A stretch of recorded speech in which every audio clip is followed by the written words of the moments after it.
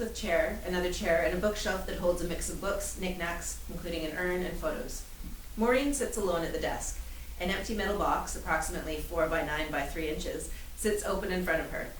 Also present on the desk are Maureen's cell phone and a rectangular, not cube-shaped box of facial tissues. She contemplates the items on the shelf. Mementos. Oh, jeez, what's the point? Do I really need an object to remind me of my husband and my kids? Juanita says that when we remember something, we're really just remembering the last time we called it up from memory, and that the time of memory was the memory and calling it up from before that, and on, like an endless game of whisper down the lane. Just a little change here and there, and you end up with a memory you'd swear to, except it never happened that way. She picks up a carved wooden box from the shelf. I remember buying this from a beach vendor in Grenada. And Tom was sure we got it in an airport store on the way home. Each of us thought the other was wrong. Who knows? We probably bought it at Walmart. Mom? In the study. Ellen enters, gives Maureen a quick hug, and flops down on the non-desk chair. Hi, Mom. What you doing? Trying to pick out stuff for my PPK. PPK? Personal Preference Kit. What I'm allowed to take along for my own comfort and enjoyment. This box here. Uh-huh. That's all you get? That's it.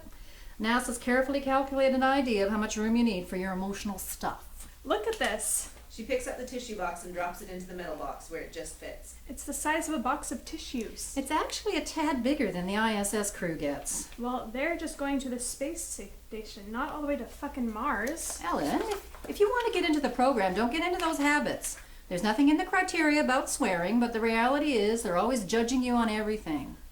And there's enough competition that if you don't play the game, there are 100 others who will, I know. But I won't be applying for like another 7 years. You shouldn't cuss around your mother either. But I'm enjoying the chance to nag you while I still can. It's one of the things I'll miss most. Did you have a tough day? No, it was fine. Oh, you're always fine. I got lucky when I got you, kid. I listen to what some of my friends are dealing with, and I think if I were them, I'd go to Mars and not come back. Don't joke about that, Mom. What? Are you scared about this? Well, it's only the farthest away, most dangerous trip anyone's ever made, and there are only about 1 million things that could go wrong, and even if one of them does, it's... Hell yes, I'm scared. Aren't you? Not scared. I'm aware of the risks, but I'm willing to take them. It's the biggest adventure in history, and I've worked my whole life for it. Scared or not, I'm going, and I'm coming home. It'll be fine. You're always fine. I got lucky when I got the smartest, bravest parents in the world. Yeah, but then we adopted you. Kidding. Seriously, your dad would be so proud of you. I still miss him, Mom. Do you? Well, he was my husband. I'll miss him for the rest of my life. Missing is how you love someone who's not there. How cool would it have been for the two of you to go to Mars together? And that was our plan. They wouldn't have let you. Can't have both of a couple on one mission, right? We were hoping that rule would change by the time this mission came up, but, you know, we even talked about getting divorced if it didn't. Really? You wouldn't have done that, would you? It would have just been to change our legal status. Mom, I don't think NASA's that dumb. Anybody can be dumb when they want to be.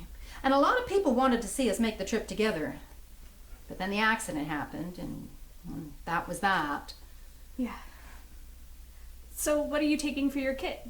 Books or chocolate and a tiny bottle of wine? Neither. We can load all the media we want onto the computers, and they'd probably object to the wine, so I don't know. I mean, mementos, little luxuries. I've been trying to decide all afternoon. If it were me, I'd take a diamond nail file and a couple bottles of kick-ass polish. That's really not a bad choice. Stuff like that can make a real psychological difference. Not for me, but maybe for you someday. I've been trying to pick out one thing to remind me of each of you. You, Jackson, Dad. So what would you pick to represent you? You mean from this shelf or anything? Anything. Let me think. Maureen picks up this wooden box. Do you remember where we got this? It's from the Grenada trip, isn't it? I think that's what Jackson won in the scavenger hunt at the resort. No? Well, it's as good a memory as any. I remembered something totally different, and your dad remembered something else totally different. Like that movie Rashomon. Pretty much. Maybe I should take this box. I'd get 3 memories for 1 item. Ellen picks up a locket from the shelf. How about this one? What do you remember about it? That was your good luck charm when you were in the math competition. I thought it was the one from the state track meet. Maybe I wore it for the math contest too. At least I won that one. And that wasn't luck. You know what I remember from that math test? What? That judge who stopped us afterward and told me that I must have inherited my math gene from my father, the astronaut. And I told him you got it from me. You didn't just tell him. You got all huffy and were like, "Excuse me, my husband and I were both in the astronaut program. He was a fighter pilot who did math reluctantly. I am an aerospace engineer who does calculus in my sleep." I'm pretty sure she got it from me. Oh, I didn't say it like that. Yes, you did. Well, he must have thought I was an egotistical jerk. So he'd be right about at least one thing. What? Just being honest. Maybe we should have focused on less on honesty and more on tact when you were little. My point is, he did not think you were a jerk. I overheard him talking to one of the teachers a few days later, and it seems he thought you were flirting with him. You're kidding. You must have misheard him. Pretty sure I didn't, but let's look at the possibilities. I could have misheard him, he could have misheard you, I could be inaccurately remembering how you spoke to him, and so could you. Or maybe all three of us were hit by some sort of group hallucination. Or he could be some weirdo who's turned on by egotistical jerks. There you go. The point is, we'll never know what really happened there. And the more we try to remember it, the further from truth we'll probably get. Probably. You know, this could make a great science fair topic for next year. Does Heisenberg's uncertainty principle apply to communication as well as physics? Something like, if you're sure of what you said, you don't know exactly how it will be perceived. And if you know how a statement was perceived, you won't know exactly what was said. But to test that, you'd have to go around making a lot of egotistical jerk statements, and you'd end up pissing off all your friends. It's a good thing we have each other. Who else would be this geeky? Everyone you work with? Point and match to you. She goes back to the bookshelf. But this still isn't getting me any closer to picking my stuff. Maureen's cell phone rings. It's sitting on the desk and Ellen is closer to it. She glances at it. It's Juanita Forbes. Oh crap, what could she want? Oh, they hate it when you don't answer, but I need a minute. Pick it up and tell her I'm in the bathroom. I'll call her right back. Hello? Maureen Garvin's phone? Oh, hello. For a second I thought I'd gotten her voicemail. No, this is her daughter Ellen, Dr. Forbes. Mom's in the bathroom, but I know she wouldn't want to miss a call from you. Can she call you back in a few minutes? Sure, that'll be fine. I met you at the picnic last summer, didn't I? That's right. It was just for a minute. I'm surprised you remember. Oh, we tried to take notice of potential candidates. Oh, wow. If you keep up the good work. There's lots of tough competition. Believe me, I know. I'll be sure to tell Mom you called as soon as she's out. Thank you, Ellen. Bye now. Goodbye. How come you didn't want to answer, Mom? You know she's the head of psyche vals, which means you always want to be careful talking to her. You never know what might be a test. This late? It's only 2 months before you leave. They wouldn't replace you now. They could. The alternates have been training right along with us just in case somebody gets sick or hurt or flunks a surprise psych evaluation. Mom, are you really worried about that? You've done great on everything. Oh, this is NASA. You could be God himself and then find room for improvement somewhere. Any idea what they might be testing for? My Achilles heel on these things has always been my sense of humor. Humor? I would think they'd want people who take things seriously, and besides, what's wrong with your sense of humor? Apparently I come off a little too serious sometimes. Well, I'm sure they don't want a bunch of comedians up there. No, but this will be the longest mission yet. 4 people sharing a space the size of a small 1-bedroom apartment for a year and a half. If you don't have a sense of humor, you know. Oh, yeah, that could be trouble. If you whistle the Oscar Mayer Wiener song one more time, I'm gonna push you out the airlock. Exactly, but I'm flexible. I'm adaptable. I can see the funny side of things and roll with the punches. She picks up her phone. Oh, remember, a big smile on your face comes through in your voice. What? First thing they taught us when I had that summer job taking phone orders. So you smile before you dial. You got it. Mm-hmm. Maureen puts on a big smile and hits the call button. Mm-hmm. Hello, Maureen. Hi, Juanita. Sorry I missed your call. No worries.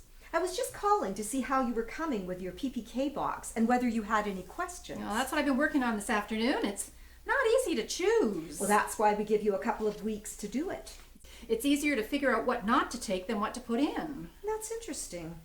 And what have you ruled out? Well, no need to take things like books or pictures or music. All that can be stored digitally. True. Although some people have chosen to take a physical book, most often the Bible, just in case there's a total failure of all systems. Well, that's kind of a grim thought. And if that happened, there wouldn't be any light to read it by anyway. Unless you packed a pen light too. You are the practical-minded one, aren't you? Not entirely. She pulls the box of tissues out of the metal box. I mean, if I were all that practical, I'd take advantage of the fact that this box is exactly the right size to hold a box of tissues. Tissues. Tissues are going to be essential. Nobody wants random strings of weightless snot if drifting around. That is not a pretty picture. Really, though, I'm trying the Marie Kondo approach, looking for things that spark joy. Seems like a promising way to go. My daughter suggests some, as she put it, some kick-ass nail polish. That is a fun thought. But of course we don't want you to bring liquids, just in case of breakage. Ah, so no globs of Dream Poppy floating through the cabin. That knocks out the mini bottle of champagne, too. And that's a shame. But it does bring me to the reason for my call. We have a couple of things we specifically ask people to avoid. The list was supposed to be included in the empty boxes, but I just found out that it wasn't. So I wanted to make you aware of those. Oh, okay, let me write them down. So, no liquids. Right? No weapons of any kind. Well, darn. Ellen, I guess you can keep the pistol here. No drugs or mind-altering substances. Makes sense. No food items. There goes the lasagna. Nothing alive. You really had to make that rule? Someone who will remain nameless wanted to bring a hamster once. I respect people's privacy, so I'll pretend that I don't know it was Danny. Very discreet. Well, we all knew that thing went everywhere in his pocket. I didn't realize he wanted to take it to the station, though. He tried to claim it would be some sort of experiment. Personally, I never saw the appeal of a short-tailed rat. Right, or of the hamster either. Oh, you're in a mood today. Just kidding. You know, he and I got along fine. I know. Let's see. No preserved tissue. Preserved. Essentially, nothing taxidermied. Those might harbor microbes. I bet there's a story behind that rule, too. And I think I'm glad I don't know what it is. Good, because I can't say. No worries. I'm very happy not to take any dead animals. That's about it. Once I've decided, do you want a list of the stuff I'm taking? That's okay. We'll check the box over when you bring it in. Remember, we'll need that by the 10th of next month. Got it. And that's it. Have a nice rest of your day. You too, Juanita. Bye-bye. Bye, Maureen. Maureen ends the call and puts the phone on the desk. I think that went pretty well. If it was a test. Probably wasn't. Weightless strings of snot, Mom? Really? Just humorously anticipating possible dangers. If you say so.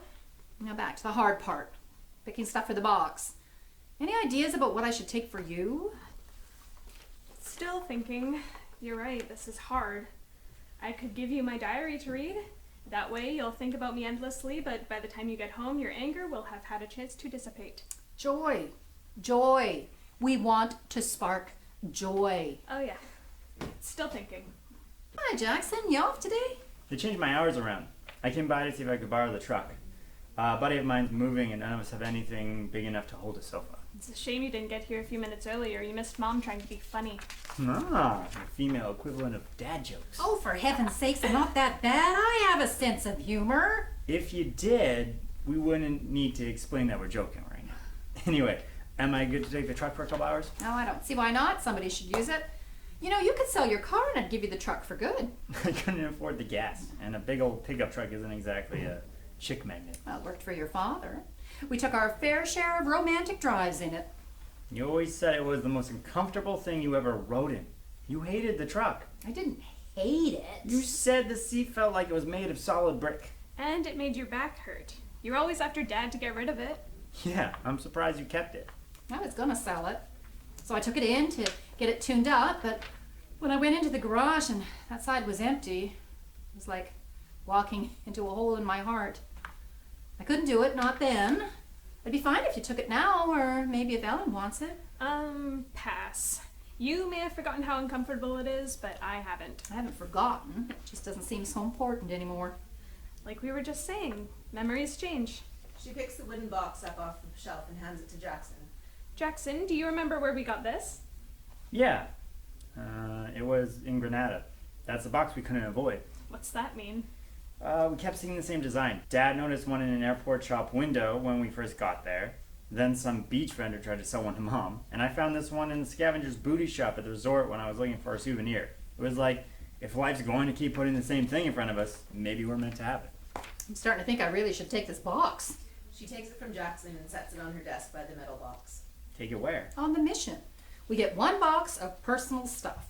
Hey Jackson, did you know Mom and Dad were going to get divorced if NASA wouldn't let them go to Mars as a couple? Did you just hear about that? You knew? Yeah, Dad and I talked about it not long before he died. He hated the idea. Well, it wasn't something either of us wanted to do. But even if it had happened, it wouldn't have made any difference in the way we all lived. Dad talked to you about that? No one ever said anything to me until today. I was 15. You were a 10-year-old kid. No one wanted to worry you, but I guess he thought I was old enough to handle it. He had to talk to someone. It was tearing him up inside. He wasn't crazy about it, but it was something we would have been willing to do if we had to. You were willing to do it. You were willing to do anything to do that mission. Dad was willing to do anything to make you happy, even if it made him miserable. Except get rid of that truck. Now you have a sense of humor? Nothing touches you, does it? Nothing but NASA and space and the mission and the rest of us just disappeared. You wouldn't even care. You probably wouldn't even notice. Jackson, what the fuck? Don't you start. You come from the same cloth. Little Miss Perfect, math genius, track star. She's dragging you down her same path and you're too stupid. Yes, stupid. You're stupid about some shit. Ellen, like, what the hell's she done to our lives? Jackson, where is this coming from? It's coming from the only one left in this family who doesn't have his head in outer space. Dad didn't think life would just go on the same if you got divorced. He thought it would be turning your backs when you had, denying what it meant. Like when Galileo recanted his discoveries. Because they would have tortured him to death if he hadn't. No one was going to torture them. She wouldn't have gotten the job she wanted. That's all. Billions of people don't go to Mars, and they survive. And they stay married. But not you. You're more married to NASA than you ever were to Dad. Jackson, I don't even know what to say to that. Because it's true. You can't just abandon us for a year and a half and not even care. Your career has always been the most important thing to you. I remember how the two of you used to fight about it. We never You're fought. crazy. I don't remember fights. Nobody yelled or threw things, but sometimes there was so much tension I could feel my skin prickling like a giant static charge. And all of those nights that you go back to your work or shut yourself up in this office, it was Dad who helped us with his homework, with our homework, or showed up for school stuff, or just listened to us. Mom came to school stuff. Your stuff. Science fairs and math contests. When you weren't acting like her little mini-me, she'd be there. And Dad too. But when our guitar class gave a recital, it was just him. I remember him trying to make excuses for her. You're still whining about that. Jeez, get over it. Get over yourselves. Not everyone can just brush off people's feelings like you two can. Husband, kids, oh, they'll be fine. Gotta work on these formulas. That wasn't how I felt. I hate having to miss things you did. Sure. Not enough to change anything. You were just like, the kids won't be hurt if I don't show up. My husband won't be hurt if we get divorced, so I have a better shot at going to Mars. But I hurt. He hurt. Sometimes I wonder if it was really an accident that his plane crashed. How could you even suggest that? I heard the recording. He was trying everything he could to regain control right up to the last second. Dad would never have done that. I don't believe it. You just don't want to. Because it's not true. But you want it to be true so you can wallow around in your self-pity. Stuff it, Ellen. Stop it! Stop it, both of you! Jackson, you've got this all twisted round in your head. I know you were hurt. We were all hurt. But that's not the way it happened.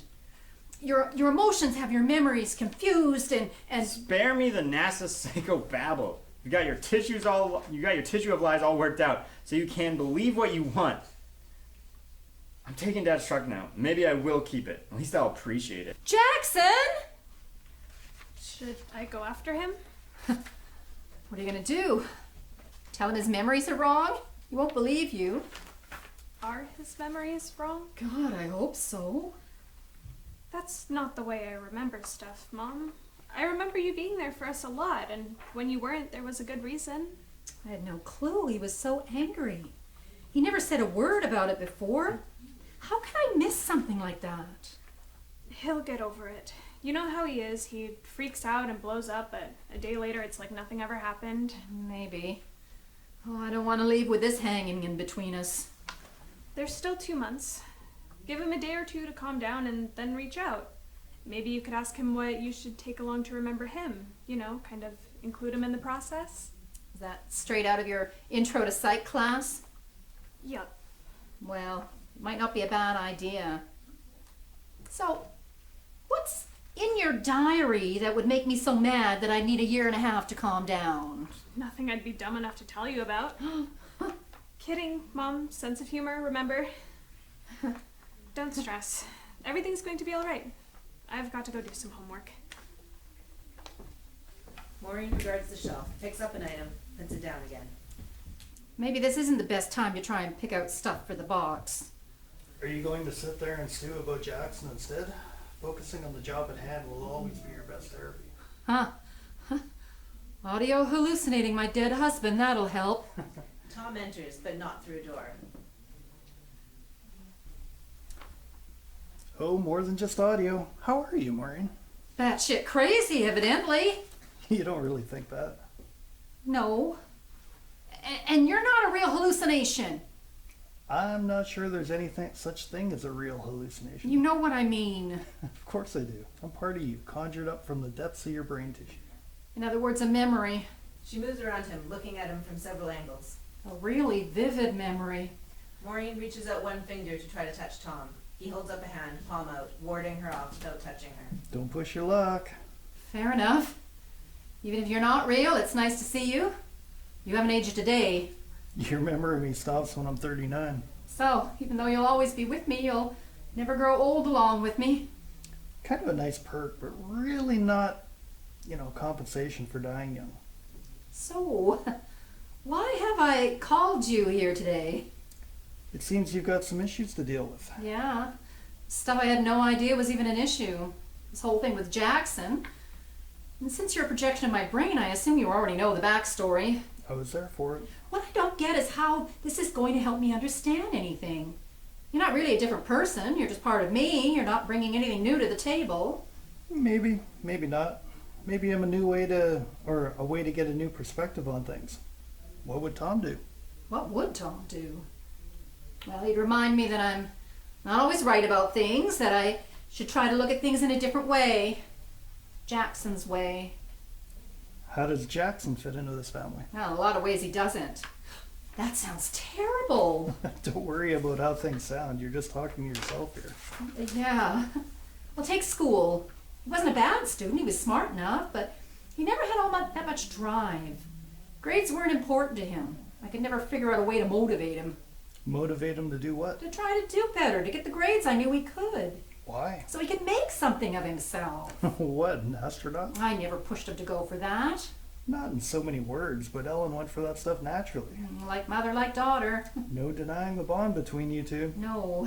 So where does that leave Jackson? Work in retail. Oh, for God's sakes, Maureen. Can you define someone by something other than their job? I don't do that. And stop being defensive. It's not helpful. Yes, Jackson didn't go to college. He's happy working an average job. What else can you say about him? He likes playing the guitar, but he's never going to make a living. Stop that. Just stop. Try it this way. He likes playing the guitar, and he works at it because he finds beauty and value in it, not because it's a job. He just enjoys it. Nothing wrong with that. Unless you live in a house where everyone else is trying to go to Mars. Yeah. Why'd he stop by today? To tell me what a crappy mother I've been. No, that happened later. He came to borrow the truck. To help his friend move. Why? Because nobody hires movers when they're 22. Look deeper. Well, he's always been helpful. He spent a whole summer helping Ricky build that treehouse. And he loved helping you tinker with the truck and work in your shop. How does he help you and Ellen? He's always good about doing chores around the house when he lived at home. Great. He did the grunt work while you two had your heads in the stars. You make it sound like he's Cinderella and we're the ugly stepsisters. That's probably what it felt like to him. And I'm a crappy mother. Are you waiting for me to disagree with you? I guess not. Find a way to need him, Maureen. Stop being so damn self-sufficient and let him help you. How? It won't happen overnight, but you'll figure it out. Just pay attention. Appreciate him for who he is. Ellen needs to meet him while you're gone too. Make sure she understands that. You know, you are a wonderful husband. But I think memory might be making you even better. Whenever I think about you, the little things that would annoy me seem less and less clear. I know we had our issues, but it's like they're fading away. By the time you're 95, you ought to have me practically perfect. You'll be the astronaut version of George Washington and the cherry tree. But I'd rather have you alive with all your flaws. Yeah, I'd prefer that myself. So, what Jackson said about the plane crash, you didn't really... Do you even have to ask? Not really. I know you didn't choose that. I just hope he can understand someday. Me too. As long as you're here. You want to help me figure out what to put in my PPK? Oh, I think you know. Well, taking something to remind me of you is starting to seem pointless. You're alive in my mind. Linking you to one object, one memory, that'd be limiting. I'll always have all of you right here, no matter where I go. Mementos would just be a box of useless stuff. That's true right here too. You don't need a thing to keep me in your heart. I know. So don't keep that thing here. Take me to Mars, Maureen. Is that what you'd want? I mean, what Tom would want? You're not really him, you're just me remembering him. That's what's left of me in this world, Maureen. Mementos are just things. Ashes are just things. Useless stuff. I'm alive in your memories, and Ellen's, and Jackson's. You'll always have that. So make the grand gesture. You're sure? Don't think about it, feel it. Does it resonate in your heart? Take me to Mars. Let's go together like we always dreamed. Then leave me there. First permanent colonist. Maureen goes to the bookshelf, takes the urn and opens it. While her back is to him, Tom silently exits. I'll have to seal you up in something. The urn won't fit and we don't want you floating all through the cabin. Tom? She places the urn on the desk. As the lights very slowly fade, she opens the wooden box, pours the ashes into it, closes it, and places it in the metal box. My husband and I are going to Mars.